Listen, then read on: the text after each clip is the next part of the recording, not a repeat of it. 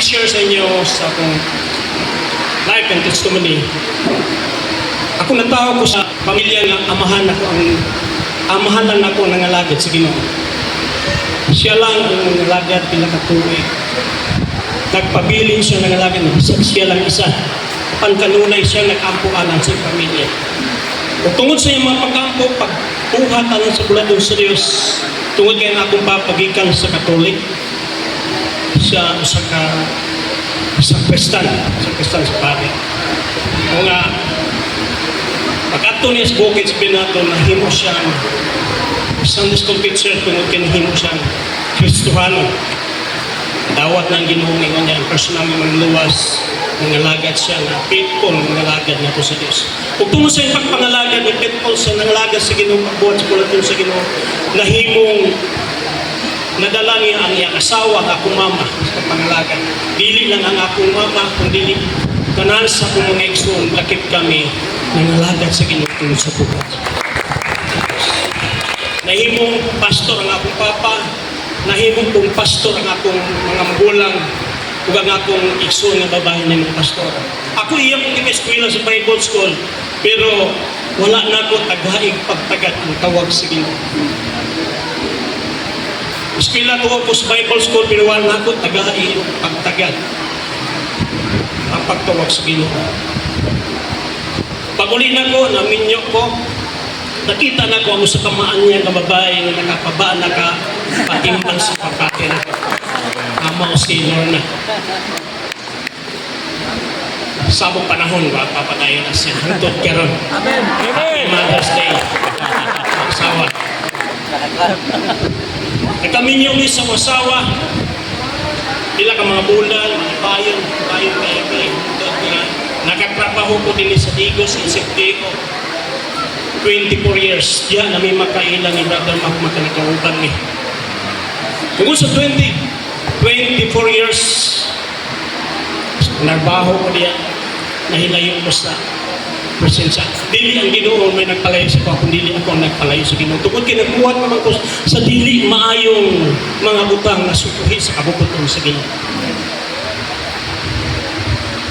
Pila ka bisis nakasala ko sa akong asawa, wagi kalipay, wagi kalinaw, puro kasamo ang naa sa mong pamilya, bisa ng akong mga anak.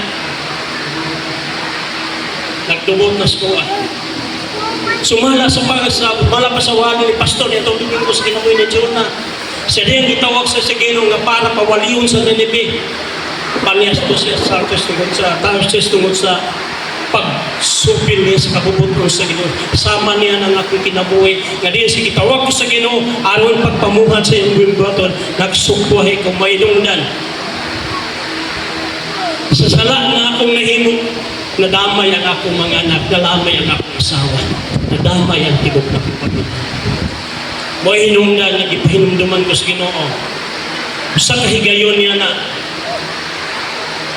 nabangga ang akong sakyanan ng motor. Muna yan ang bali.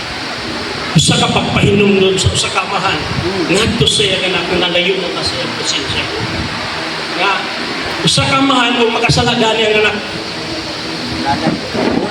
itulo nyo na puso nyo na. Puro nagpasalamat ko. Samtang nagdagan ng motor, grabe pagkusok sa motor nga akong pagdagan sa motor. Pagkabangga ako'y lahing nalito, patay ko. Pero lahi ang plano sa Ginoo. Lahi ang plano nato, lahi ang plano sa Ginoo. So dako yung kalainan natin mga kanang mailayo na sa Ginoo ba. So gikan niya ito, nagsimba mi, nagbalik nagsimba. Kung ikinagtubo man media sa Kamakop Christian and Missionary Alliance Church of the Philippines. Niabot ang puntusan nga na nadani na po nitong akong pagumangkon niya itong balay. Tungod kay siguro sa panginahanglan sa milyon nga buwan ba nga dili lang kami ang madato kung dili ikaw Paul madato. Siguro tungod sa kwarta ba nga gawa na tayo magkama, nakalimot na ta sa Ginoo. Happy 2 years me, diya sa divine government. Apan pag Ana na mo niya sa una, pagpamembro na mo, ay bayo pa. Simba sa manini, dahil sa Ginoo. Pero sa kadugayan, ang ilang wali kay nibalik na ang Ginoo. Dugay ra, o nisulod sa lawas niya itong ilang leader nga dito Tahinis Montreal sa inyo. Nga, usahay pa sa dinimos, mo, masudlan siya sa espiritu, sa anak. Nga si Ginoong Jesucristo na, musulti siya. Makiksulti siya kami na ko. Mo na mangyabang tulungan. Iya na mangyabang din. Kung katong pastor po, si Pastor Rinke, gisudlan po sa amahan. Pag-istoryahan ay sila. Po sa asawa din na ni Mao. Mugawas tagigan din eh. Tungod ba yan ito nga itong mga pagbuhat na mo ito, nagpalayo mi sa kabubuton sa Ginoo. Ang among mga anak, wala na mo may bali. Wala na mo matagat ang among mga anak. Ibiyaan ang pamilya na mo. Kadadlaw may malakaw sa asawa, makauban ako. Ang among pamilya nang idaot na. Nalayo na sa presensya sa Ginoo. Niya, nagtuon-tuon na nagbisyo. Nagbisyo ng akong mga anak. Ingon sa kong bata, kinamagulangan ng babae pa. Dapat mabiya na mo niya tungod kinapasagda namin niya. Unang na, pasalamat mo sa Ginoo. Tungod sa higayon niya, hindi hatag chance na mag-quality sa pagpangalagan niya sa Ginoo. Kasi kadlaw niya na itong January 18, wa mi kasimba ng buntag tungod nadugayan mi. Wa mi kasimba, ina ko sa wasawa, alas 10 na, ulaw na tagay mo sulod sa simbahan ng wali ng pastor. Wa mi kasimba. Pagkahapon lipay ang usawa, nagapuday siya, dunaon tay tao, mga tao nga muana sa mga makawali. Salamat sa Ginoo tungod kay gipadala sila pastor patay. Sila kung ang ilang makabalan kung may makabulo sa tulong sa Ginoo. Pag January 19, adlaw to na kung natawang birthday na kung nagsimba mi din. First time nagsimba mi din. Nga ang duwalis Pastor Rama. Si Evangelist Chito Rama. Naguli ni nga malipayan ng puno sa kalipay tungod sa gugma sa Diyos nga ing patagamtag na. Unang gipasalamatan ako ang Ginoo nga bisan sa pila ka bisis namatay ang akong asawa, unta namatay ang asawa, tulo ka bisis yang namatay na unta.